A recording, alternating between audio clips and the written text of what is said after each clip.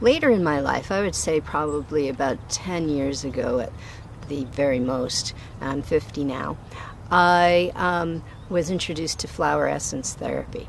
And at the time I thought, this is really weird. Flower essence therapy is an offshoot of homeopathy. And the way it works is you find flowers that have qualities that work with the emotional issues in your life. You take those flowers, you float them in water, in sunlight, and you make a herbal infusion with, using sunlight. So you could call that a sun tea. And you might pray over it.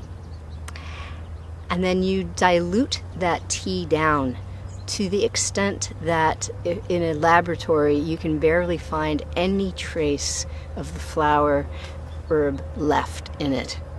You preserve it with brandy, shake it up really, really good, and take a few drops of that. We're going to say 5 drops of that solution 2 to 3 times a day for up to a month to work with your emotional problems.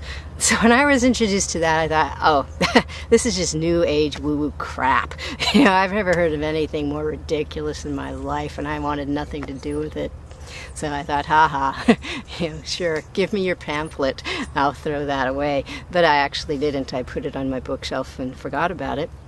Many years later, I went through a period in my life where I was really, really depressed. In particular, I was depressed about the state of the world and how hopeless I felt about being able to do anything about it.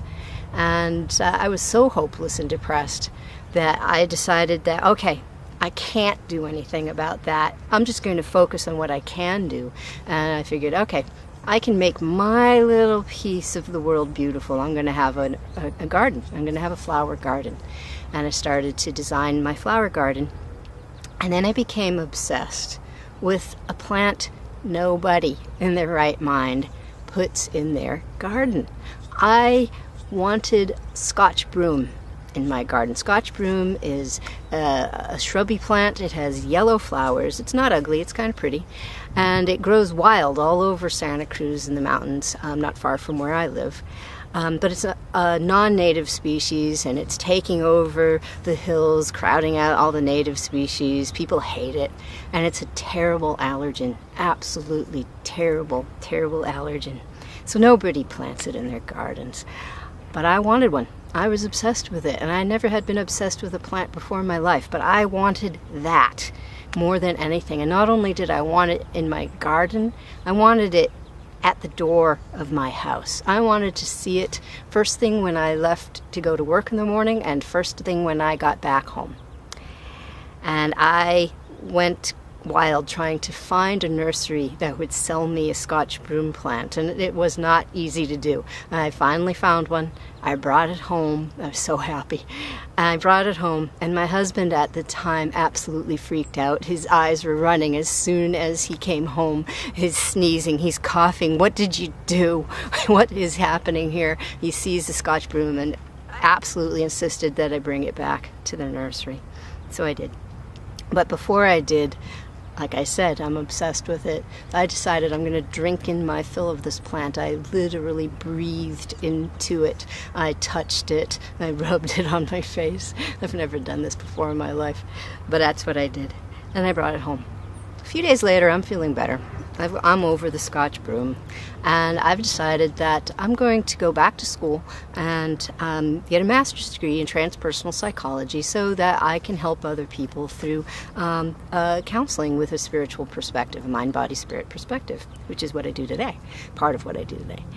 And didn't think anything of it. A few months later, I'm going through my bookshelf, getting rid of things to make room for some psychology books. I find the pamphlet about flower essence therapy. I'm going to throw it away, and I flip through it first just to take a peek at it. And I see Scotch broom. Scotch broom is a flower essence.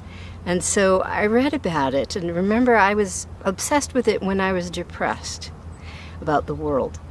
And I look, and the description of what flower essence Scotch broom is used for is, it's for people who are depressed about the state of the world and their ability to do anything about it.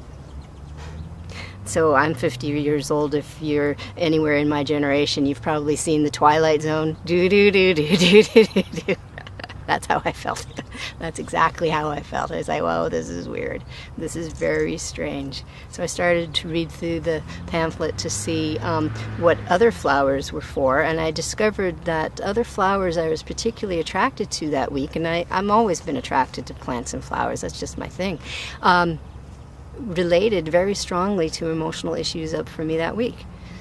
So I thought, oh, wow, I'm just going to have to pay more attention to this. And so I did. I dove into it. I read books. I became a flower essence practitioner. I took training in it with the Flower Essence Society up in Nevada City in California, and really got into it.